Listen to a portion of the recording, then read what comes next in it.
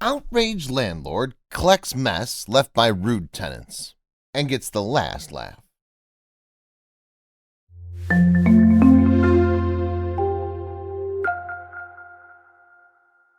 He woke up and checked his bank account, but still nothing. It had been over a year since these tenants had moved in, and he'd not received a single rental payment. Promise after idle promise had been made, and this was the last straw. Little did he know he was about to walk into a landlord's worst nightmare, and he was going to make them pay. Thomas Ravoux was an optimistic man, and when he met a couple with 3 well-mannered children who had inquired about renting an apartment from him, they'd seemed nice enough. After filling out the requisite paperwork, they'd passed all the financial and security checks with flying colors. There were no red flags, and Thomas was confident that he'd made the right decision. Thomas spent a week making sure the French apartment was ready for his new tenants. He repainted the room from top to bottom with a new coat of white paint, checked the fittings, cornices, door handles, and plumbing to make sure all was in working order. He hired a wood polishing machine and buffed the hardwood floors until they gleamed. With everything in order, the seemingly perfect family began to move in, bringing with them boxes of their belongings, which they stacked neatly in the hallway. Thomas presented them with the keys and went on his merry way. 2 months flew by, and then 4, but he'd still not received his first rental payment. At first, he thought nothing of it and chalked it down to a banking error. Surely there had been some kind of mistake. Thomas made a call to his bank. Perhaps the payments were not reflecting in his bank account for some reason. With a family of his own, he was starting to feel the pinch without this steady stream of income. But what the woman on the customer care line said made him see red. There had been no rental payments from his new tenants at all. He angrily dialed their number, but there was no answer. He called again and again, reasoning that the father of 3 must be busy. Suddenly, his call was dropped, and he began to suspect the worst. They were avoiding him. This continued for an entire 14 months. Thomas was a patient man, but enough was enough. Thomas pulled up to the pristine apartment block and walked down the drive. He knocked on the door, and there was no answer. He'd suspected as much, so he whipped out his spare key.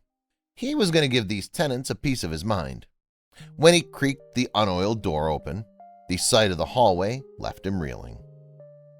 The entire apartment was stacked from floor to ceiling with trash. Broken furniture lay in heaps of splintered wood. Children's toys littered the once immaculate hardwood floor.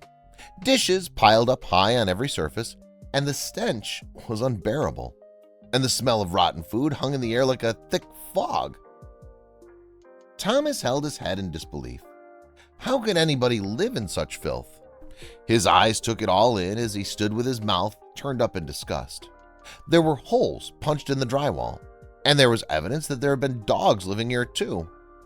He took a minute to calm himself and then started to hatch a plan. There was such a wanton disregard for his property that Thomas almost cried. This apartment had belonged to his grandfather, and when he had passed, Thomas had inherited it, making the tough decision to rent it out. He needed the money, and with a family of his own to feed, it had been a godsend. And now this, ruined. Well, he'd show them. Thomas pulled out his phone and called his lawyer, who gave him the go-ahead. Then Thomas knocked on his neighbor's door. He asked the neighbor if his tenants had been at the apartment recently, but he said that it had been empty for weeks. Furious, Thomas made another call. These rude tenants were going to pay. Luckily, his tenants were listed. He quickly searched a directory and found their new address. He was incredulous as he walked from room to room inspecting the damages. They'd left a mountain of trash for him to clean up and had moved on without a word. His hands fisted into balls and sweat dripped from his forehead. Something inside the mild-mannered Thomas had finally snapped. The truck pulled up to the drive noisily, and men started to stream into the building. They too were aghast at what was inside and immediately got to work loading the entire foul mess onto the dump truck. When they heard Thomas's plan, they applauded him. Everyone wanted to see these people get their comeuppance. They were going to give them a taste of their own medicine. Broken furniture, garbage, paper, dog feces, rotten food, and dirty dishes. It was all piled onto the truck in a stinking heap. Thomas had never seen so much filth. Finally, the apartment was cleared of trash, and Thomas followed the truck to its destination outside the tenant's newly rented apartment just a few blocks away. The truck backed up with a beep beep and tipped the heap of trash right onto the rude tenant's driveway.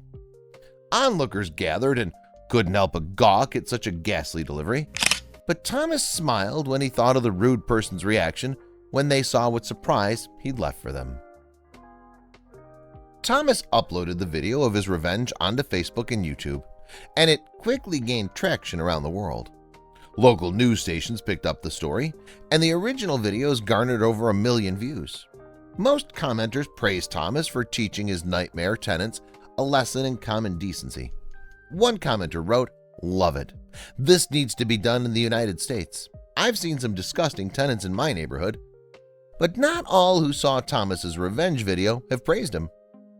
Some viewers have voiced their concerns. Not a bad idea, but if these tenants can't pay rent, move to a new place which is not their place, you just made a big mess for a new landlord who now can sue you for jumping on his property. Think, man.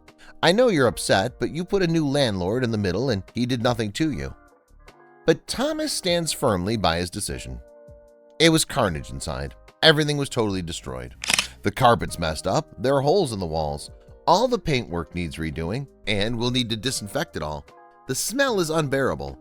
I had a legal representative witness the damage before we emptied the place, Thomas says in his defense, and he has a message for his tenants. This is how this flat was returned to me. Living like that with 3 kids? Bravo. Not to mention the food that's gone bad in the fridge, food offered to you by restaurant owners from their heart. Shame on you. Good luck to your new landlord. Thomas also had to pay for all the damages to his once immaculate property.